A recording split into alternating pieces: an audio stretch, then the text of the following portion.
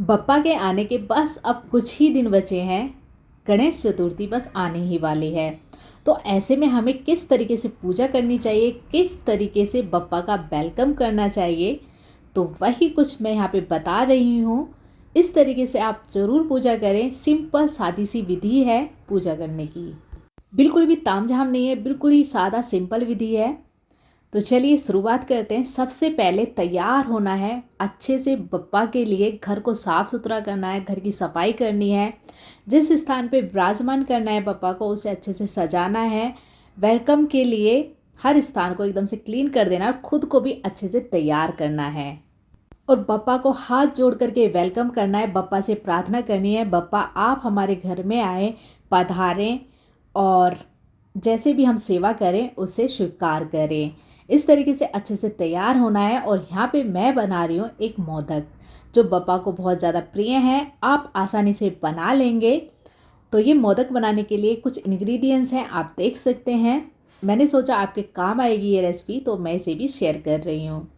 तो बप्पा के लिए मोदक बनाने के लिए सबसे पहले मैं गोंद को फ्राई कर रही हूँ। इस तरीके से थोड़ी थोड़ी सी गोंद को घी में फ्राई कर लेना है। बस एक एक चम्मच डालनी है। जब भी गोंद को फ्राई करें एक एक चम्मच डालें, ज़्यादा ना डालें, वरना तो आप घी ज़्यादा लें। अब मखानों को भी मैंने एक चम्मच घी में इस तरीके से फ्राई कर लिया है। इसी तरीके से काजू बादाम को भी मैंने थोड़ा सा सौते कर लिया है, अच्छे से भून लिया है दोनों चीज़ों को। दोनों चीज़ों को भुनने के बाद सभी चीज़ों को अलग मैंने निकाल दिया है। अब इसमें घी डालना है अच्छे से। और मैंने ले लिया है यहाँ पे आटा। जितना मैंने आटा लिया है उसका लगभग आधा ही मैंने घी लिया है। मैंने बाद में भी घी डाला है इसमें, क्योंकि आटा काफ़ी अच्छे से घी लेता है। और अगर अच्छे से घी नहीं डलेगा तो मोदक अच्छे से नहीं बनेंगे, बिखर जाएंगे और घी भी अच्छे से भुनेगा नहीं, सॉफ्ट नहीं होगा। सॉरी, आटा। अब अच्छे से इसे भून लेना है। भूनने के बाद आप देखेंगे इसका कलर बिल्कुल चेंज हो गया है। और जो ड्राई नट्स हमने भुने थे उन्हें मैंने इस तरीके से हल्का सा दरदरा पीसा है।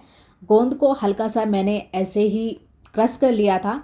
इसमें बूरा डाल करके अच्छे से सभी चीज़ों को मिक्स करना है। और इलायची का पाउडर भी मैंने डाला है, बहुत ही अच्छा टेस्ट आता है, बहुत ही अच्छी खुशबू आती है। और आप देख सकते हैं कुछ इस तरीके से ये बन करके रेडी हुआ है। इसके आप लड्डू भी बना सकते हैं। अगर आपको थोड़ा सा ड्राई लग रहा है तो इसमें आप थोड़ा सा दूध को अच्छे से पका करके थोड़ी सी रबड़ी बना करके भी डाल सकते हैं। इससे क्या है, लड्डू ख़राब नहीं होंगे, मोदक ख़राब नहीं होंगे और ज़्यादा दिन तक चलेंगे। वरना तो आप घी का इस्तेमाल करें। और इस तरीके से मोल्ट ले लें मोदक बनाने का, आराम से मोदक बन जाते हैं। ये आपको अमेज़न पे, मीशो पे कहीं पे भी मोल्ड मिल जाएगा। और कितने अच्छे मोदक बन के रेडी हुए हैं। आप अलग अलग तरीके के मोदक बना सकते हैं, बेसन के बना सकते हैं, मावे के, अलग अलग तरीके के मोदक आराम से बन जाते हैं। या फिर आप मार्केट से भी ला सकते हैं, लेकिन मोदक या फिर लड्डू ज़रूर घर में लाएँ बप्पा का भोग लगाने के लिए। अब आ जाती है तैयारी बप्पा के वेलकम के लिए और पूजा के लिए। सबसे पहले बर्तनों को हम अच्छे से साफ कर लेंगे, मांज लेंगे।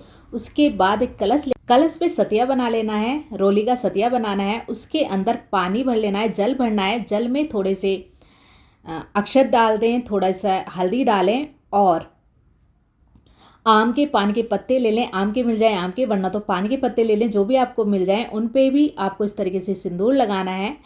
और इस तरीके से हम कलश की तैयारी करते हैं। और बप्पा को घर में जब लाते हैं तो इस तरीके से ढक कर के लाते हैं। अच्छे से तैयार होकर के अच्छे से प्रार्थना करके बप्पा को लाया जाता है। कुछ इस तरीके से कोशिश करें मिट्टी के गणपति लाएं। आप घर पर भी बना सकते हैं, मार्केट से भी कोशिश करें कि मिट्टी करके ही लाएं, क्योंकि उन्हें विसर्जन करने में आसानी रहती है। जब हम विसर्जन करते हैं तो वो मिट्टी डिज़ोल्व हो जाती है और उसे आप अपने घर के प्लांट वगैरह में डाल सकते हैं अच्छे से। तो बप्पा का आशीर्वाद आपके घर में हमेशा बना रहेगा। तो इस तरीके से कोशिश करें। तो इस तरीके से बप्पा का आसन लगा दें। अच्छे से साफ सुथरा आसन होना चाहिए। बप्पा को वहाँ पे विराजमान करेंगे। इस तरीके से विराजमान करने के बाद आपको और भी अच्छे से सजाना है मंदिर को, और भी अच्छे तरीके से पीछे का बैकग्राउंड बना दें। मैंने नहीं बनाया है अभी, मैं क्योंकि बता रही हूँ, लेकिन पीछे अच्छे से आप सजा सकते हैं। अच्छे से पीछे एक कपड़ा लगा दें, स्टैंड रख दें, पीछे बहुत अच्छी डेकोरेशन हो जाती है। बप्पा को गेंदे के फूल बहुत ज़्यादा पसंद है, तो कोशिश करें गेंदे के फूल ज़रूर लेकर के आएँ। इस तरीके से श्रद्धा भाव से बप्पा को फूल अर्पित करने हैं। सबसे पहले बप्पा जब विराजमान होंगे तो फूल अर्पित करने के बाद फिर जहाँ पे उनका स्थान है अच्छे से फूलों से सजाना है। जितना आप भाव प्रकट कर सकते हैं उनके लिए आप करें, उनको दिखाएं कि हाँ हम आपका इंतज़ार कर रहे हैं, आप आए। एक लोटा और अलग से लेना है और उसमें भी कलावा बांध देना है, टीका लगाना है रोली का, और दोनों ही उसमें अच्छे से कलावा ज़रूर बांधें। और दूसरे वाले छोटे वाले लोटे में भी जल भर के एक तरफ रख देना है, ये पूजा में काम आएगा। कलश हम बाद में जब हम विसर्जन करते हैं तो इस लाने में काम आता है, और कलश रखा जाता है, शुभ होता है। किसी भी काम को करने से पहले, कोई भी बड़ी पूजा होती है, कलश की स्थापना होती है। इस तरीके से नारियल लेना है, नारियल पर भी कुमकुम का टीका लगा देना है, और गणेश जी को और नारियल पर भी कलावा अर्पित करना है। बिल्कुल सच्चे भाव से अच्छे से आप गणपति बाबा को अच्छे भाव से प्रसाद चढ़ाएं, भोग लगाएं, जो भी आप कर रहे हैं। नीचे अक्षत रखेंगे कलश के पास। बप्पा को सिंदूर चढ़ाएंगे क्योंकि बप्पा को सिंदूर बहुत पसंद है। इस तरीके से सिंदूर चढ़ाएं। पहले रोली का टीका लगाएंगे, हल्दी कुमकुम का टीका लगाना है। उसके बाद बप्पा के माथे पे सिंदूर जरूर अर्पित करें। आप बप्पा को सिंदूर जरूर चढ़ाया जाता है। बप्पा को सिंदूर चढ़ाने से मन की मनोकामनाएं पूर्ण होती हैं। जो भी आपकी मनोकामनाएं होती हैं, बप्पा को सिंदूर बहुत पसंद है। उसके बाद दीपक प्रज्वलित करेंगे, दीपक जलाएंगे, और आपके पास बड़े वाले दीपक भी हों तो आप उन्हें भी जला दें। अच्छे लगते हैं देखने में, और बहुत ही अच्छा एक भव्य मंदिर बनके तैयार होता है। तो इस तरीके से दीपक जला दिया है, फूल अर्पित करने हैं, और जो भी आपके भाव हों उन्हें बस प्रार्थना में आप प्रकट करें। ऐसा नहीं है कि बहुत तामझाम करना है, जितनी आपकी श्रद्धा है उतना ही करना है। बापा को दूब घास बहुत ज़्यादा पसंद है, तो दूब घास का विशेष ध्यान रखना है, ज़रूर लेकर के आएँ, दूब घास चढ़ाएँ। उसके बाद बाबा को, आपको पता ही है मोदक कितने ज़्यादा पसंद है, मोदक हों, लड्डू हों, कुछ भी हों, दोनों में से आप बाबा को अर्पित करें। होते ये भी लड्डू ही हैं, बस इनकी शेप अलग होती है। इस तरीके से धूप दीप हर तरीके से अच्छे से जलाना है, धूप जलाएं, और साथ में बाबा को भोग लगाएं, फल लेकर के आएँ, और साथ में घर पर जो भी सात्विक भोजन होता है वो बनाएं, पूरी, खीर, सब्जी, अच्छा खाना बना करके भगवान जी को भोग जरूर लगाएं। इससे प्रभु प्रसन्न होते हैं। गणेश भगवान, कोई भी भगवान है, सभी प्रसन्न होते हैं। और बाद में पान के पत्ते पे फूल और मेवे रख करके भगवान को अर्पित करने हैं आपको, गणेश जी को। सारी पूजा को अच्छे से करने के बाद आरती गानी है गणेश भगवान की।